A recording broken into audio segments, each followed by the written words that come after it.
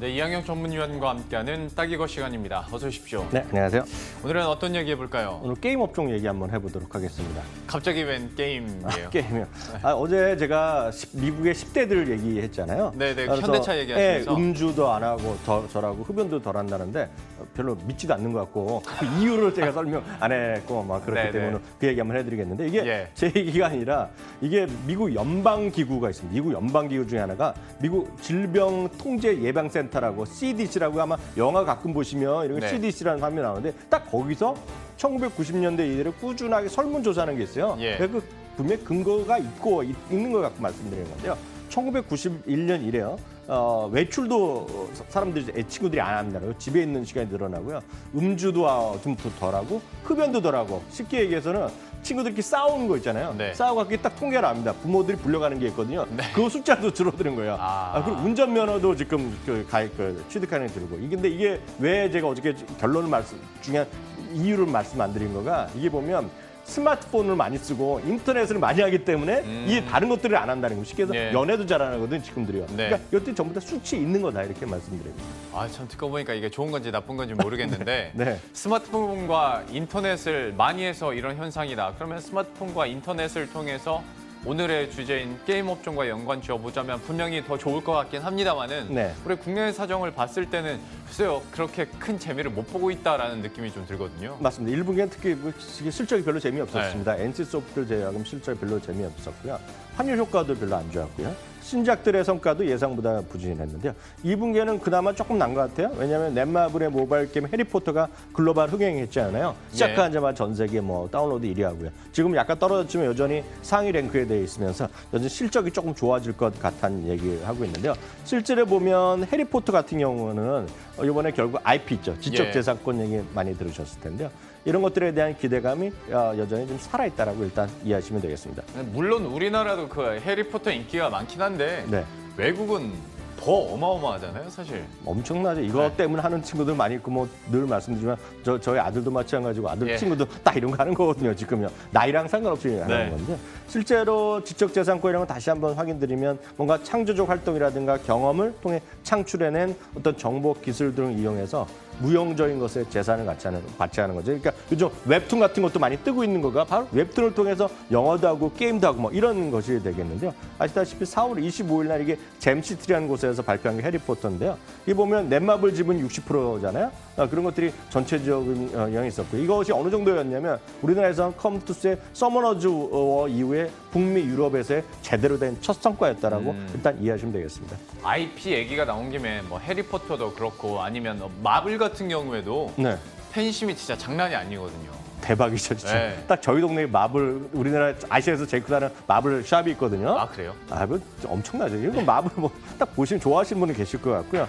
포켓몬고 같은 거 대표적인 얘기가 되겠죠. 벌써 재작년이었나요? 전 세계적인 글로벌 히트 쳤던 거예요. 맞아요. 포켓몬고. 그거 있겠고. 또 하나가 이제 이거죠. 요즘 보면 넷마블에서 한다고 이제 계약을 발표한 거. 방탄소년단 게임 있잖아요. 이런 것들이 이제는 셀럽조차도 이제 게임으로 가는 거죠. 셀럽 자체의 그런 이미지 자체가 지적재산권이 돼서 게임까지 나가는. 화장품이 아니라 이제 게임까지 가는 거거든요. 이런 것들이 전체적인 하나의 큰 흐름이다라고 시대적인 상황이다라고 이해하시면 되겠습니다. 연예인 자체가 이제 지적재산권이 되고 있는 상황이고 그만큼 이 IP에 대한 중요도가 높아지고 있는 상황인데 하다 보니 어떤 하반기 게임 기대주를 찾을 때도 이쪽에서의 모멘텀이 확실한 종목들을 볼 수밖에 없겠어요. 그런 거 있겠죠. 가장 넷마블이 히트 친 것도 마찬가지가 되겠지만 결국 NC소프트에서 있는 브레이드 앤 소울의 모바일 갖고 온 거 있잖아요. 브레이드 앤 소울 레볼루션 이런 것들이 또 이번에 넷마블에서 지금 하반기에 기대감이 있겠고요.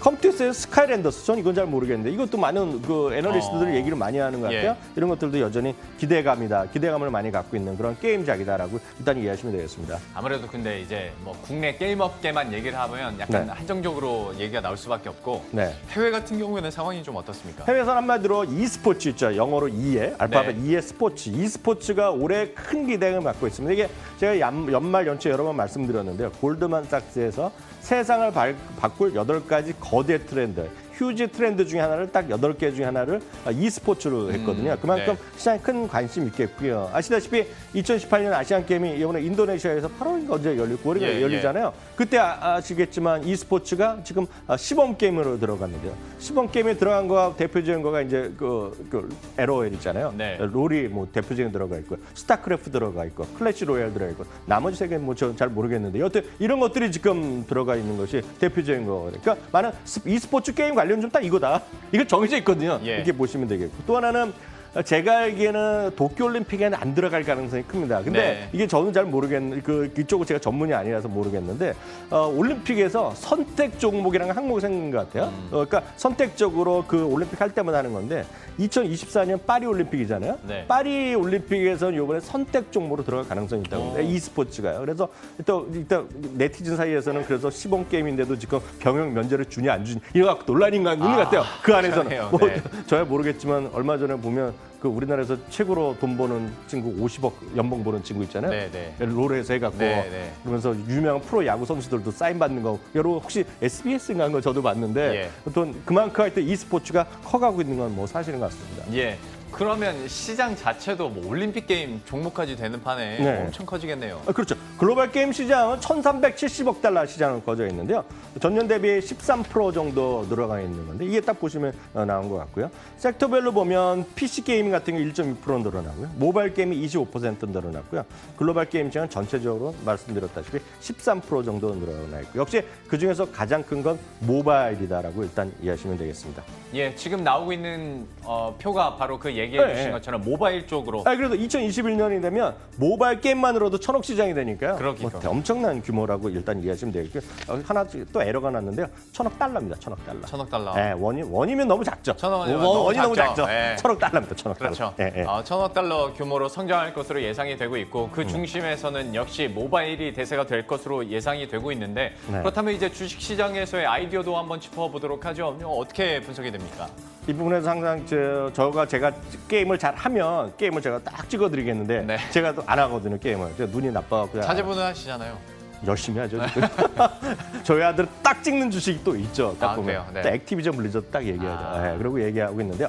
실제로 보면 키움증권에서 얼마 전에 게임 업종을 주목할 만한 시기가 도래했다는 얘기하면서요. 넷마블과 컴투스를 딱 얘기했습니다. 그래서 여러분들 관심 보시면 좋을 것 같고요. 해외에서는 제가 좀 알죠. 여러 번 얘기했지만 결국은 게임에 보면 그 스타크래프트를 지금 수십 년째 하고 있잖아요. 그렇죠. 여러 가지 뭐 계속하고 있고 오버워치도 여전히 하는 친구들 많이 물론 예전보다 2년 전부터 떨어졌다 하지만 그래서 액티비전 블리자드 같은 경우 지금 보시면 주가가 크게 많이 올라가고 있는데요. 이게 77달러 정도인데요. 이게 보시면 혹시 기억하시는 분 계시겠지만 2년 전에요.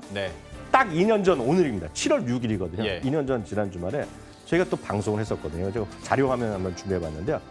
이거 한번 보시면요. 그때 딱 제가 액티비전 블리자드 얘기했거든요. 잊을만 하면 옛날 사진 한 번씩 갖고 와요. 이걸 제가 찾아내는 게 아니라 요즘 보면 다들 SNS에서 알려주잖아요. 2년 전에 포스팅했던 거. 맞아요. 그래서 이제 이 기사를 네이버에서 제가 찾았어요. 제가 뭐 그 2학년 딱 이거 액티비전 쓰니까 딱 이게 나오더라고. 오버워치 쓰니까. 그 당시에 38달러였습니다. 근데 77달러인데요. 그때 보시면 박민희 앵커 저한테 이런 질문을 했었어요. 너무 많이 오른 거 아니냐고. 근데 사실 그거는 질문은 지난해 이맘때도 했던 것 같고 그러니까요. 작년 연말에도 했던 것 같고 근데 문제는 꾸준히 좋아하시는 거. 그러니까 여러분들 나이가 있으신 분 아마 남편분들이 여전히 하시는 분이 계시거든요. 스타크래프트. 저희 형은 아직도 하거든요. 그래요? 저희 조카도 하고. 딱 여기에 답이 있다라고 일단 이해하셔야 되겠고. e스포츠에 딱 들어가 있잖아요. 스타크래프트가 여전히. 그러니까 여전히 보시면 되겠고. 액티비전 블리자드 되겠고요. 그 당시 하나 더 이건 서비스로 말씀드리면 그 2년 전에 방송했던 날 액티비전 블리자드와 한국 주식을 얘기했던 게 딱 하나 있는데 뭔지 알면 보시면 깜짝 놀랄 것 같습니다. 그때가 아프리카 TV였습니다. 왜냐하면 아프리카 TV에서 그 오버워치가 또 중계 많이 하고 있는데요. 주가 깔끔하게 이것도 50% 올랐네요.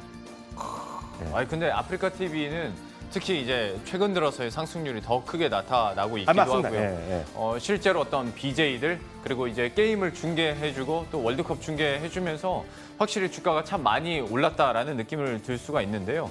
참 아프리카 TV에 대해서도 국내 그리고 액티비전 블리자드에 대해서도 한번 관심을 가지고 또 지켜보시면 게임업 종내에서 또 다른 투자 아이디어가 되지 않을까 싶습니다. 이렇게 해서 오늘 게임업종 이항영 전문위원과 함께 알아봤습니다. 오늘 말씀 고맙습니다.